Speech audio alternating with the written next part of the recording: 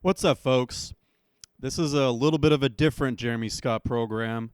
About a month ago, I was asked to give I don't know what, a talk, a stand-up set, something, for the Unitarian Fellowship in Fredericton.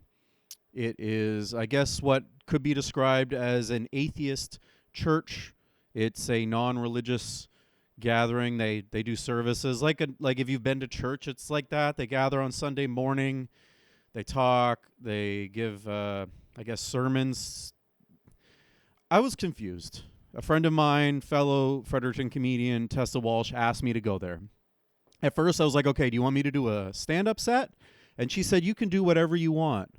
And I thought, okay, I'll write something clean for a church gathering. And then a little while ago, she said, can you do the whole thing? Like, can you do a 45-minute talk? And I said, okay. And like most millennials, I didn't prepare very well. And this morning, I gave that talk, and I woke up at like 5 a.m. and kind of over my morning coffee decided, okay, this is what I'm going to give a talk about. So it went well, and I originally was filming it because I thought maybe there's something that'll be in this, and I'll clip it and include it in the next episode of the Jeremy Scott program. And then I think I just come to the determination I am going to just upload the whole thing. So here is Jeremy Scott, comedian who performs in bars and clubs and taco spots and some hotel lobbies and barbershops, giving a Sunday service. Anyways, come on in.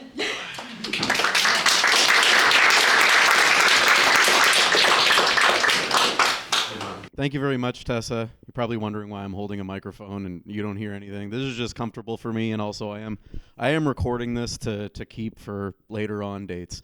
The littlest hobo, she asked me to play something, and I didn't realize it at the moment.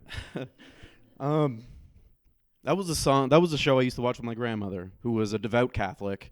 I don't know how she'd feel about me here today. That's my mother's mother. My father's mother was a Protestant, so they're both up there right now just having tea and questioning things a little bit. So a little bit of who I am. I am Jeremy Scott. I am a comedian here in Fredericton. I've been doing it for about 3 years now, and like Tessa said, I run a comedy show on the north side of Fredericton. It's a bucket show. I found it was very hard to get into comedy, so when I started that show, I specifically started it to give people an opportunity to come out and tell jokes if they want to in a non-pressured environment. I grew up in St. John, New Brunswick. My parents were old. My dad was born in 1944.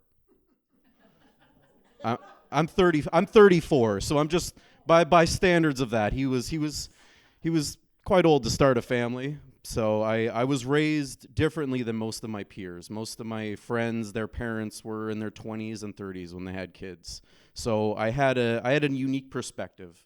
My grandmother, if she were alive today, she would be over 100 years old. So I had a unique upbringing. So that may have led me into what I do now is comedy. As a day job, I fix those. I fix heat pumps, which is fun. People like the heat. They like the air conditioning. So it's been good. It's helped me chase my dream. I'm going to go through a little bit of the history of stand-up comedy and then go through a little bit of my journey. And I hope maybe it can just be an inspiration for you or maybe your children if they have something, a passion. It doesn't need to be comedy, just anything in life. Because most things, the path to those aren't very laid out. Anybody who's done anything difficult, you look back and you're like, that's not how I thought that was going to go at all. I didn't know how I was going to end up in comedy. I knew from a very young age I wanted to do comedy. I was suspended from school several times for comedy. I spent a lot of time in the detention office. I had a lot of moments where my teachers said, maybe you should be a clown. I remember when I was in grade 7, we had this test that we did that was supposed to basically tell you what you should do. It was like a personality test. And that was like the first or second thing on the list was clown. So stand-up comedy is relatively new compared to most art forms. It really got its rise in the late 19th century. It was like more of spoken word. In the early 20th century, it was actually just like a sideshow. You know, there were early variety shows where people would get up and do stand-up while the actual performers would get ready, the musicians, the poets. So it was a very sub-art form, which now, I mean, if you look on Netflix or television at all, it's really come into a very special thing for a lot of people.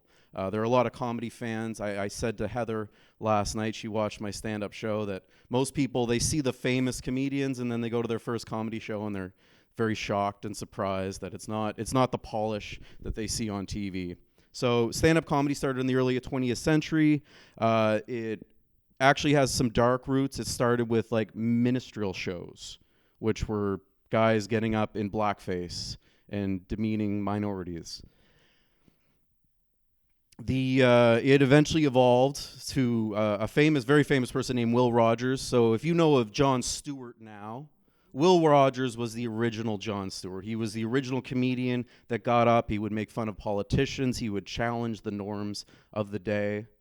Little fun fact. And eventually, like I was saying with the variety shows, it would turn into what was called vaudeville.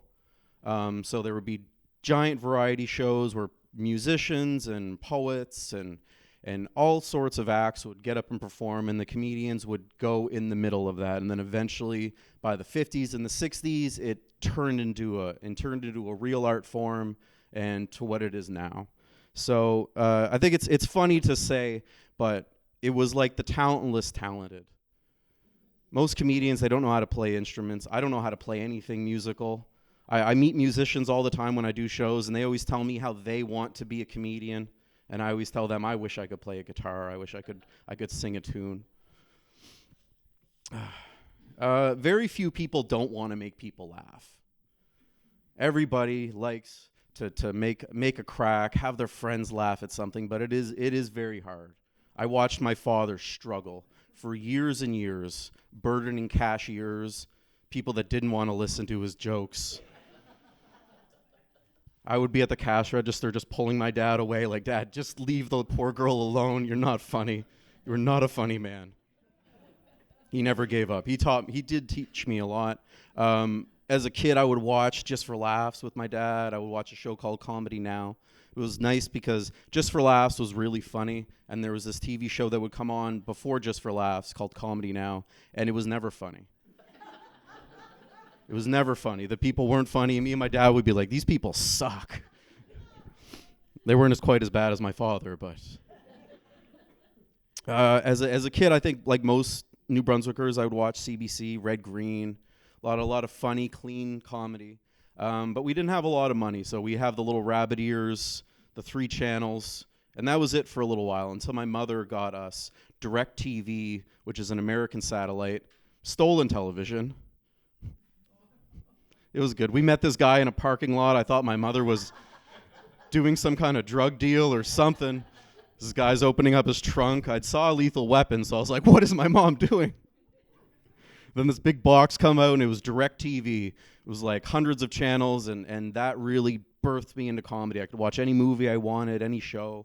I was introduced to Adam Sandler and Jim Carrey. Very, very funny people. But I didn't understand stand-up at that time. I just saw, all right, there's funny people, there's sitcoms, but I didn't get stand-up. I just knew I liked to make people laugh. So back to going to school, any opportunity to make the class laugh, I would. I was actually banned from sex ed class.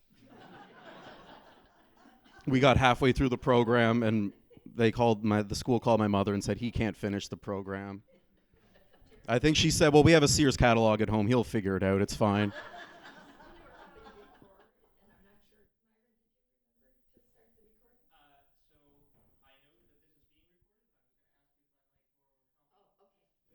Yes, yeah, I can send that to you for sure. I can for sure. No worries. And at the end, I'm definitely open for questions if anybody's curious.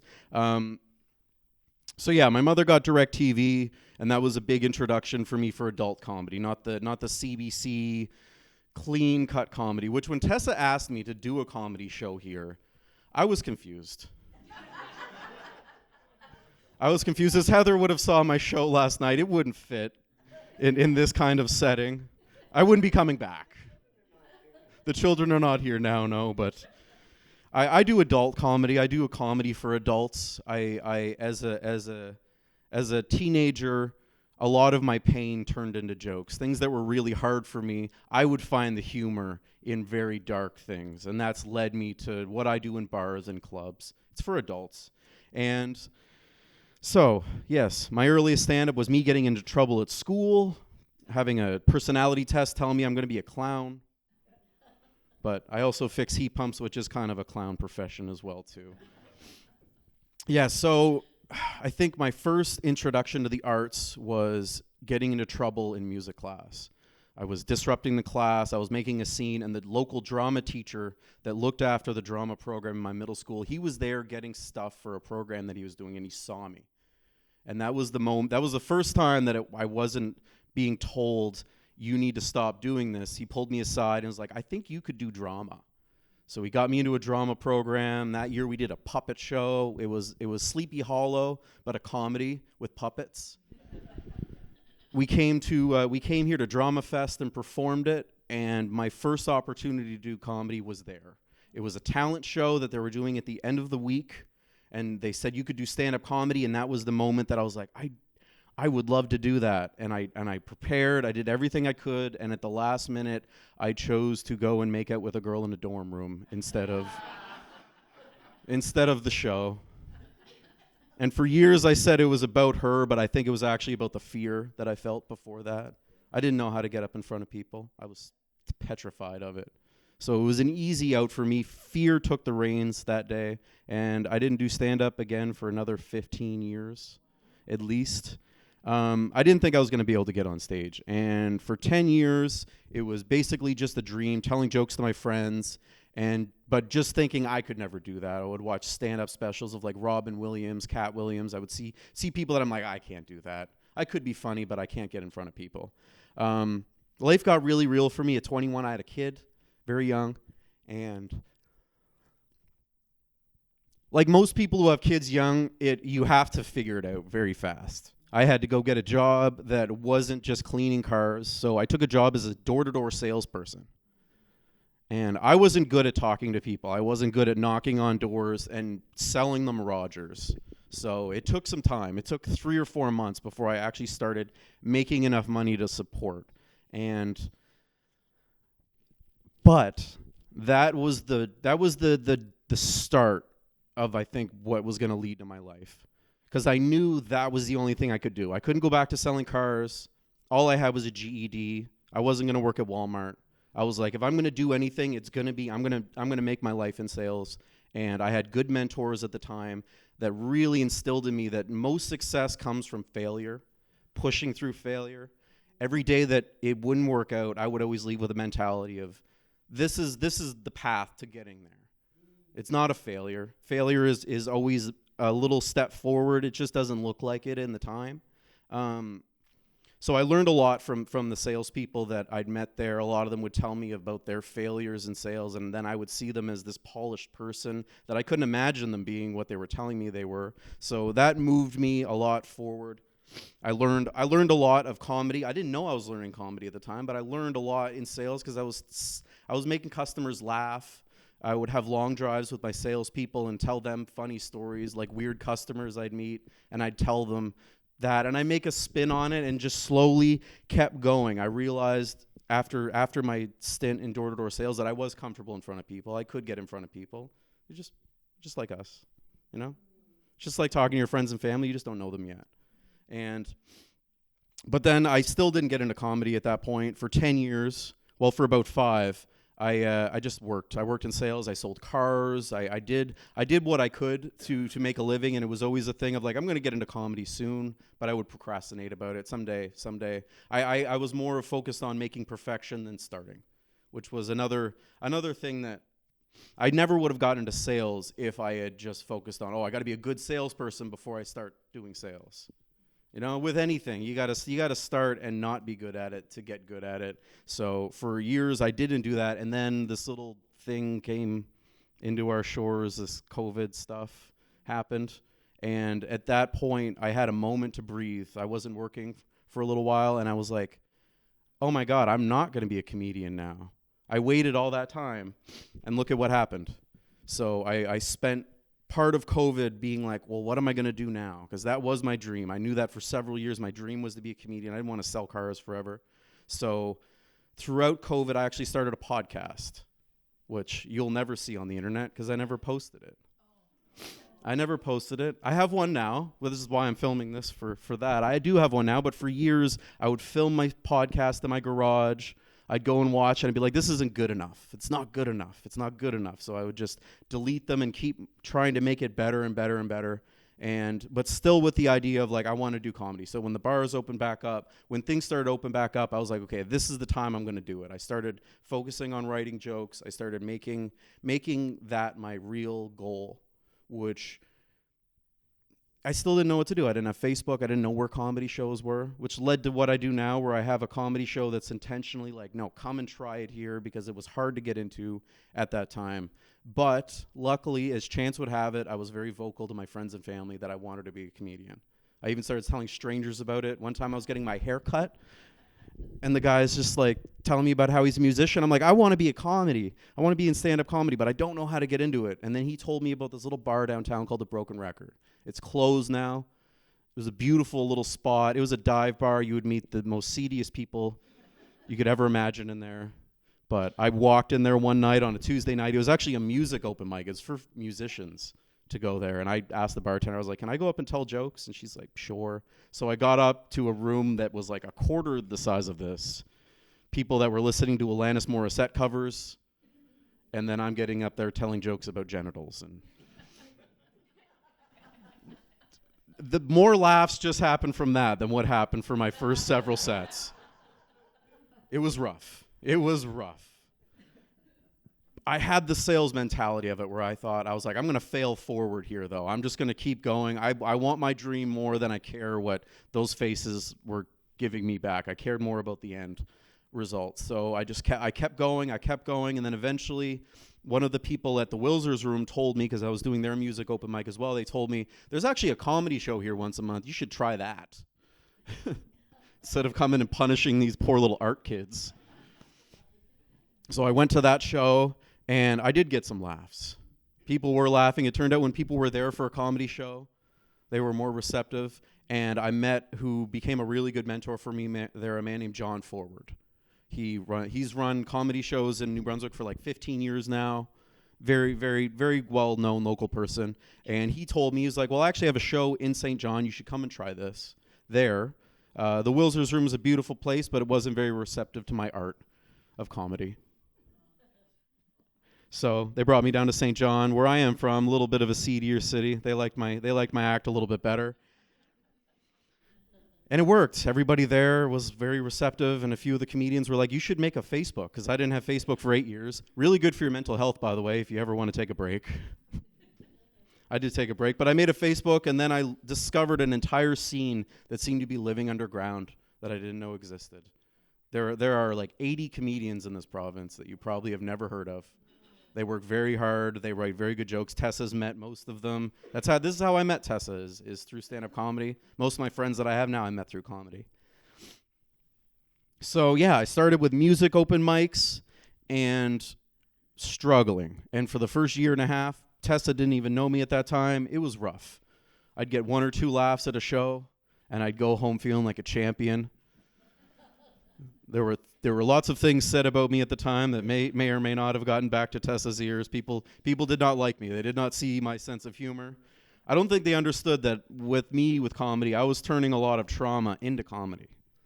I was turning a lot of pain into comedy. I wasn't there telling dog jokes. I wasn't there just being lighthearted. That's why when she asked me to do a comedy show here, I was like, well, it's a church.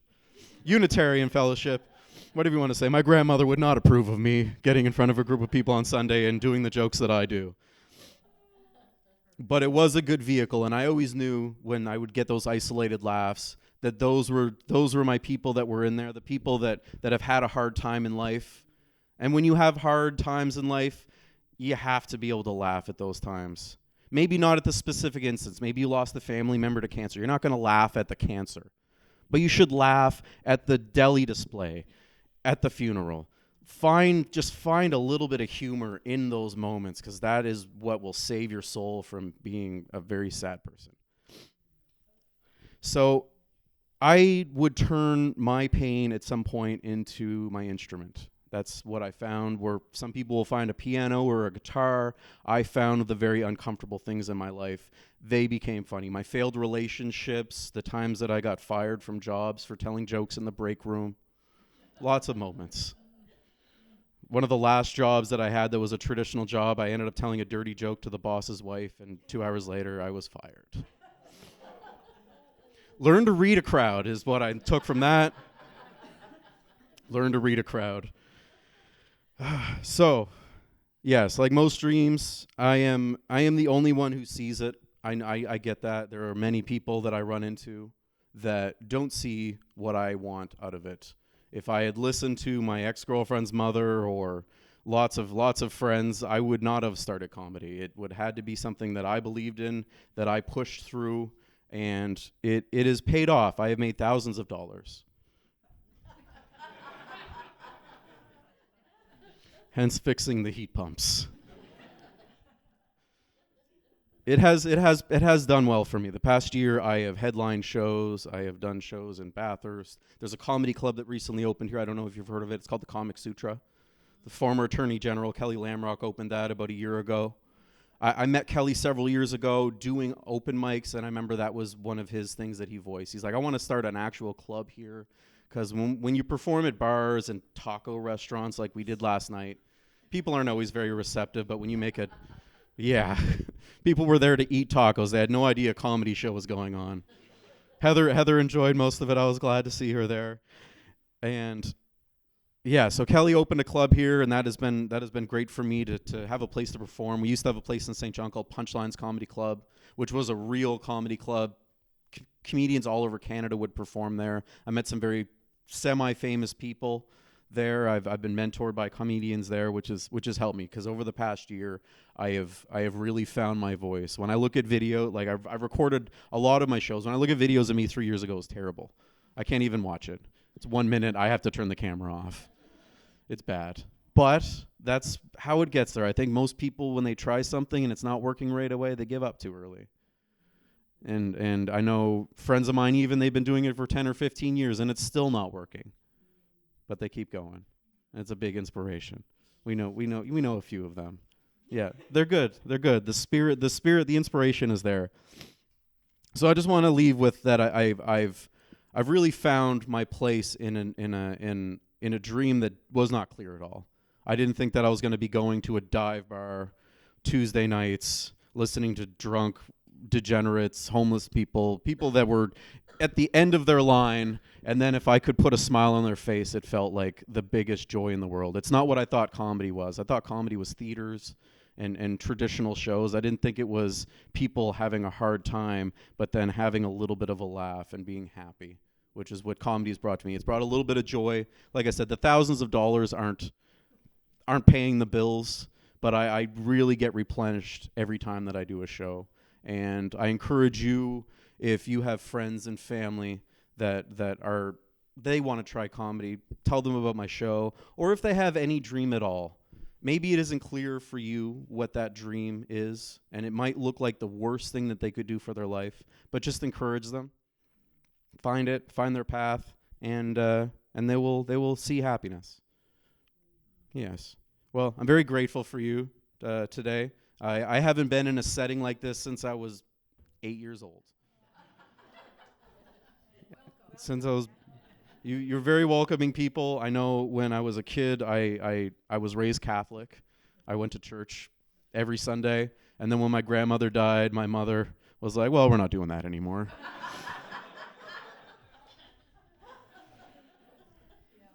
I attended a hockey camp when I was 10 years old. That was a Christian hockey camp. I was just there for the hockey, but there was a moment there where it was like kind of revived in me. We would do Bible study, and I would feel a little bit of like what you have here, the group feeling, where I was like, this is a uniting force. I know some of you may have different opinions about religion, but I know this is the essence of it, is gathering together on Sundays, finding local friends and family to share a day with, where you have the routine of being a part of something. And I'm glad that Tessa brought me here to be a part of this. So I want to thank you very much. You guys have been great. I think we're going to leave it off on there. She told me to wrap up around 11:20, and I was worried I wasn't going to make it past 20 minutes, but here we are, Tessa. Thank you very much, guys.